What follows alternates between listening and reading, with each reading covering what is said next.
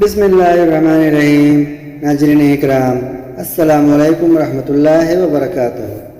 شیبہ نے عبدالحمید جیادی سے روایت کی، انہوں نے حضرت انس بن مالک رضی اللہ عنہ سے سنا، وہ کہہ رہے تھے کہ ابو جہل نے کہا، اے اللہ، اگر یہ جو محمد صلی اللہ علیہ وسلم لے کر آئے ہیں یہی تیری طرف سے حق ہے تو ہم پر آسمان سے پتھر برسا دے یا ہم پر کوئی دردناک عذاب لے آ۔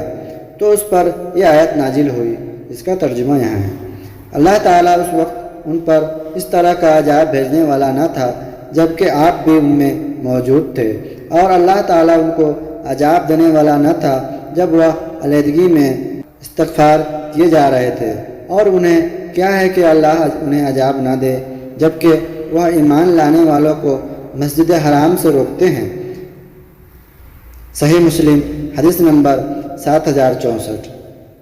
عبید اللہ بن معاذ اور محمد بن عبدالعلیٰ کیسی نے ہمیں یہ حدیث بیان کی، دونوں نے کہا ہمیں معتمر نے اپنے والد سے حدیث سنائی، انہوں نے کہا مجھے نعیم بن ابی ہند نے ابو حازم سے حدیث بیان کی، انہوں نے حضرت ابو ہریرہ رضی اللہ عنہ سے روایت کی، کہا ابو جہل نے کہا، کیا محمد تم لوگوں کے سامنے اپنا چہرہ زمین پر رکھتے ہیں؟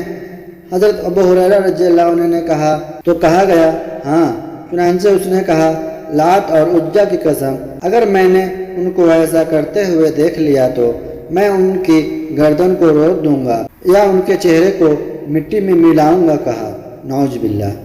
پھر جب رسول اللہ صلی اللہ علیہ وسلم نماز پڑھ رہے تھے وہ آپ کے پاس آیا اور یہ ارادہ کیا کہ آپ کی گردن مبارک کو رون دے۔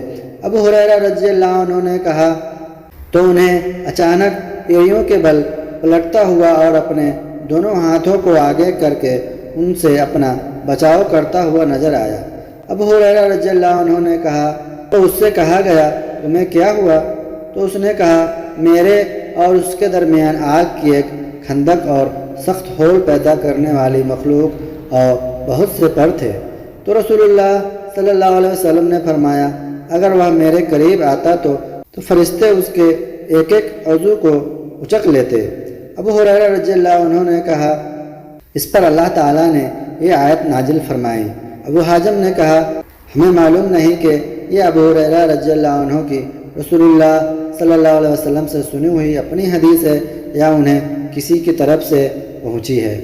وہ آیت یہ تھی، اس کا ترجمہ یہاں ہے۔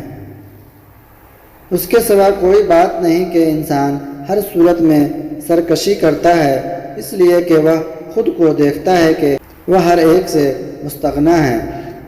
حقیقت یہ ہے کہ اسے آپ کے رب کی طرف واپس جانا ہے۔ آپ نے اسے دیکھا جو روکتا ہے اللہ کے بندے کو جب وہ نماز ادا کرتا ہے؟ کیا تم نے دیکھا کہ اگر وہ اللہ کا بندہ ہدایت پر ہو اور تقوی کا حکم دیتا ہو تو روکنے والے کا کیا بنے گا؟ کیا آپ نے دیکھا کہ اگر اس یعنی ابو جہل نے جھٹلایا ہے اور ہدایت سے منہ پھیرا ہے تو کیا وہ نہیں جانتا کہ اللہ دیکھتا ہے؟ ہرگز نہیں۔ اگر وہ باز نہ آیا تو ہم اسے پیشانی سے پکڑ کر گھسیٹیں گے، اس کی جھوٹی گناہ کرنے والی پیشانی سے، پھر وہ اپنی مجلس کو مدد کے لیے پکارے، ہم عذاب دینے والے فرشتوں کو بلائیں گے، ہرگز نہیں، آپ اس کی کوئی بات بھی نہ مانیں۔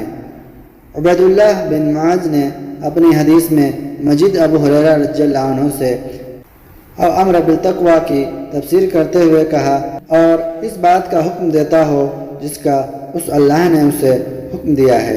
اور محمد بن عبدالعلیٰ نے مزید یہ کہا وہ اپنی مجلس کو پکارے یعنی اپنی قوم کو۔ صحیح مسلم حدیث نمبر 7065۔ ناظرین اکرام، یہ ہماری چھوٹی سی ویڈیو کیسی لگی آپ ہمیں کمنٹ میں ضرور بتائیں۔ ویڈیو اچھی لگی ہو تو لائک کریں، چینل کو سبسکرائب کریں اور ثواب کی نیت سے دوسروں کے ساتھ بھی شیئر کریں۔ السلام علیکم ورحمۃ اللہ وبرکاتہ۔